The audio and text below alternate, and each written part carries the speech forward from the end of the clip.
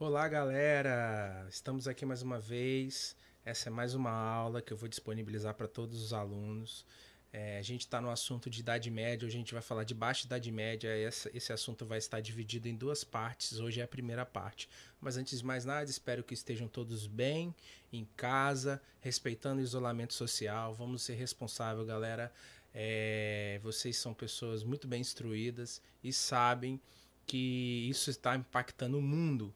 É só a gente olhar aí o quanto que a rotina do mundo modificou. Vários grandes eventos cancelados, mudanças profundas no comportamento de várias nações do mundo, e isso está exigindo agora da gente também um compromisso com isso. Então espero que estejam todos em casa e estudando bastante, porque esse ano isso vai passar e temos alguns objetivos aí a alcançar nesse ano de 2020. Eu desejo sorte e saúde para todos vocês. Vamos lá. Deixa eu abrir meu slide aqui. Bom, objetivos gerais, né? As habilidades. Que habilidades são essas? Trabalhadas nesse assunto de Baixa Idade Média, nesse capítulo, podemos chamar assim. Reconhecer os modos de produção existentes ao longo da história da humanidade, seus aspectos estruturais, assim como sua influência no modo de vida das sociedades. Identificar as principais transformações vivenciadas na passagem da Alta Idade Média para a Baixa Idade Média, discriminar os acontecimentos e fatos da Baixa Idade Média e suas implicações para a organização e desenvolvimento da sociedade europeia.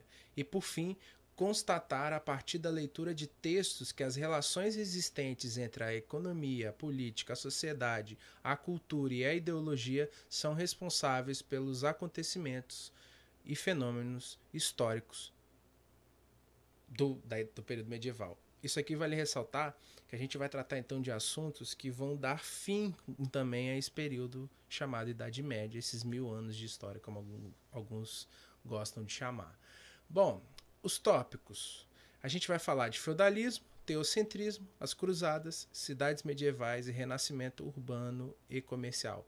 Hoje, nessa primeira parte, como eu falei, nós vamos tratar dos 3 primeiros tópicos: feudalismo, teocentrismo e cruzadas.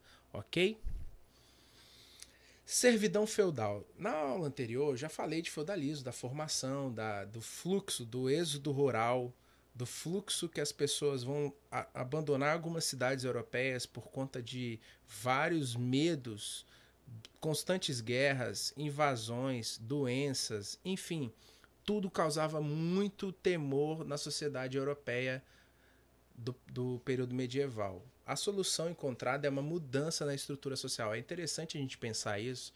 É claro que não tem assim, são fenômenos distintos, mas tem uma certa semelhança. A gente está vivendo em isolamento. Imagina o seguinte: o mundo está com medo de uma doença. E isso provoca reações numa sociedade. Imagina o impacto que isso vai causar. A gente não consegue medir agora, mas a posteriori, quando a gente tiver todas as informações e se debruçar sobre elas, a gente vai perceber: olha, aconteceu algo no mundo no ano de 2020 que causou impacto profundo. Isso fez as pessoas mudarem radicalmente seu modo de vida, seu modo de existência. É exatamente isso que eu estou falando. O feudalismo ele é resultado de um impacto profundo da sociedade medieval da época. Ela vai escolher morar na zona rural, que era um lugar de proteção, que não faltaria alimentos e etc. Entretanto, para morar nisso, ela deveria estabelecer alguma espécie de acordo com quem era o dono da terra. O rei descentraliza politicamente os reis do período medieval e vão dar muitos poderes políticos a esses nobres locais que vão funcionar como uma espécie de pequenos reis. E eles vão organizar essa sociedade que a gente chama de sociedade feudal. A sociedade feudal, lendo aqui por favor, que se consolidou no século XI, que aí já é Baixa Idade Média, era formado de 3 ordens ou estratos sociais. O que é isso? Ou estamentos, uma sociedade de estamentos: a nobreza, o clero e os trabalhadores, os servos, aqueles que ocupavam a base da pirâmide dessa sociedade. Ao clero cabia rezar pelo bem da cristandade, aos guerreiros cabia defender a sociedade com as suas armas, e aos trabalhadores cabia expiar o pecado original pelo bem da humanidade, uma vez que o trabalho era entendido como um castigo do Criador a Adão. Olha só que coisa interessante. Cada um nascia na sua e deveria entender a sua função social. Numa sociedade feudal, isso ficou ainda muito mais latente. Então era fácil identificar e apresentar isso para a sociedade. O clero tinha sua função muito bem definida. Nós estamos falando de uma sociedade extremamente católica. Os guerreiros, poxa, feudo, proteção, era importante cuidar da proteção. E geralmente os guerreiros, eles eram nobres. Eles eram filhos de nobres. Os cavaleiros medievais eram todos filhos de nobres. Então, assim, a não ser no contexto de guerra, de confronto em massa, no contrário, a função de proteger era também da nobreza. E os trabalhadores cuidavam da labuta, da agricultura, da plantação, para manter a base de sustento dessa sociedade. E aqui tinha uma doutrinação muito forte católica, religiosa, cristã. A ideia de que o trabalho é algo que deve ser praticado, entendendo que faz parte do pecado original. É uma mentalidade católica medieval de que não via, sabia que o trabalho era algo ruim, principalmente esse trabalho braçal, mas o indivíduo deveria se contentar com isso, porque isso era a vontade de Deus para ele. Esse esquema tripartido, concebido pela igreja, permitia a dominação do clero e da nobreza sobre a grande massa de camponeses. Nascia aqui uma relação de suzerania e vassalagem. O suzerano, dono da terra, o senhor feudal. Vassalo são os seus trabalhadores, para aqueles ao qual ele estabelecia vários tipos de relação. Haviam vários tributos que eram pagos, dependia do grau de benefício que esse trabalhador recebia. Mas o fato é, trabalho aqui vai ser pago, tributo aqui vai ser pago com trabalho. Trabalhando na terra, havia os setores da terra que identificavam cada parte, daqui a pouco eu falo disso, mas era onde esses trabalhadores exerciam e pagavam seus tributos com o trabalho. A sociedade medieval estava estruturada sobre as relações de servidão. O que é isso? Relações de servidão. O suzerano, ele presta obediência, ele aceita esse acordo, que não era físico, um acordo, um documento, mas era algo implícito. Havia uma cerimônia, inclusive, de prestação de obediência a esse senhor. A partir daqui, o senhor dava proteção, dava sustento para sua família, em troca, exigia uma obediência absoluta. Os trabalhadores aceitavam pacificamente a autoridade desse senhor. Isso é a relação de suzerania e vassalagem. Dentro desse contexto, havia o pensamento coletivo do teocentrismo. O teocentrismo é Deus no centro das coisas. Deus habitava na vida dessas pessoas. Tudo era explicado por Deus.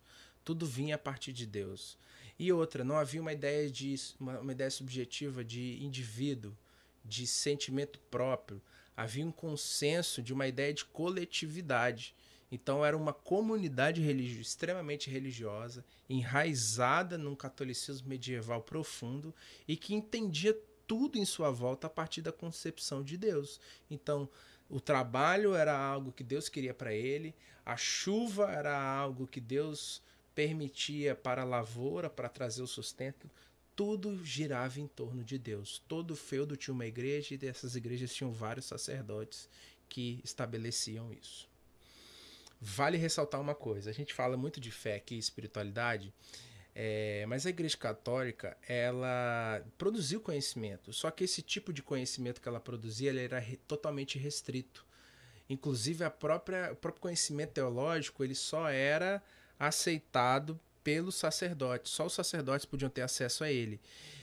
Mas vale ressaltar que essa igreja, ela preservou muitos textos antigos. Quando a gente se utiliza de um conhecimento greco-romano, da antiguidade clássica, é muito graças ao processo medieval de controle, mas também de preservação do conhecimento. Os monges copistas, vão ser os primeiros a pegar os grandes pergaminhos de textos antigos do passado e fazer várias cópias dele, tentando seguir fielmente a tradução disso. Bom, a vida rural no campo. Aqui eu cheguei na parte da divisão das terras. Isso aqui eu vou falar muito rápido, mas é basicamente como que o trabalho era exercido. Às vezes havia os setores da terra que era de exclusividade do senhor, chamado reserva senhorial. Os mansos, parcelas das terras cultivadas pelos camponeses. Aqui os camponeses tiravam, na sua grande maioria, o seu sustento.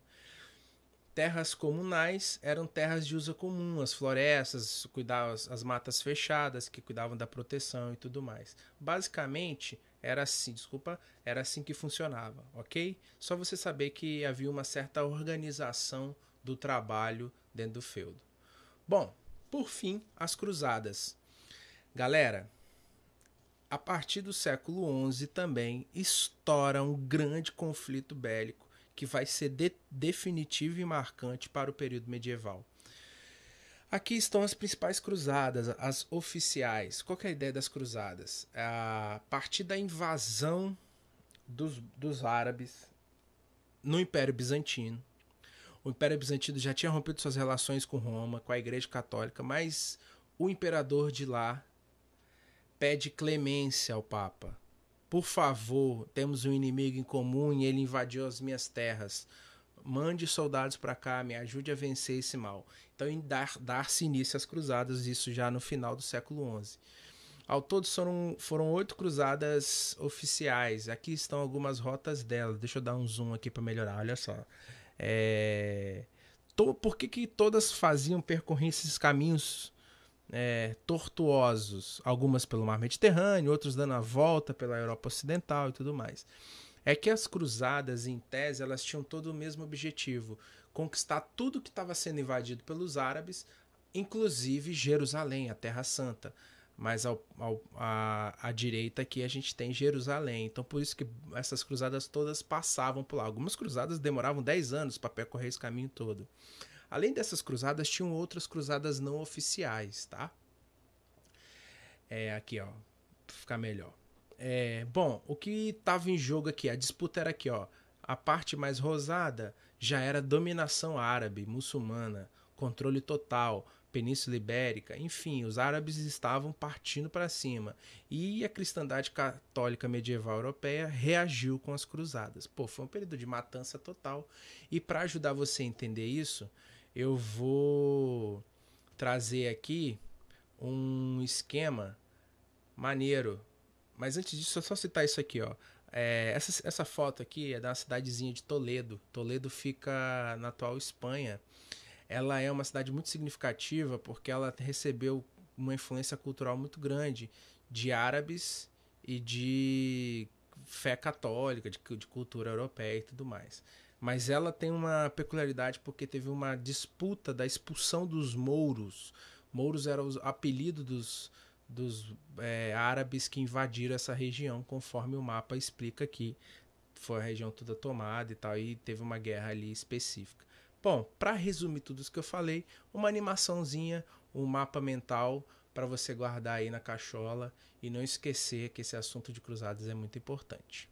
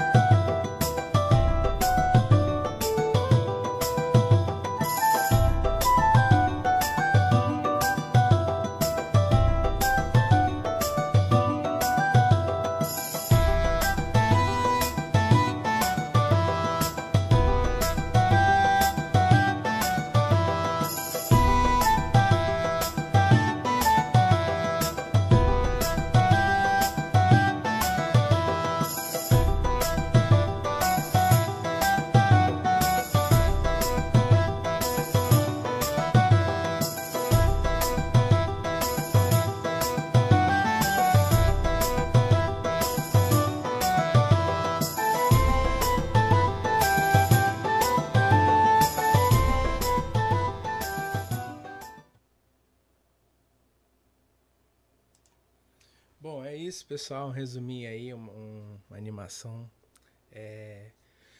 Até a próxima.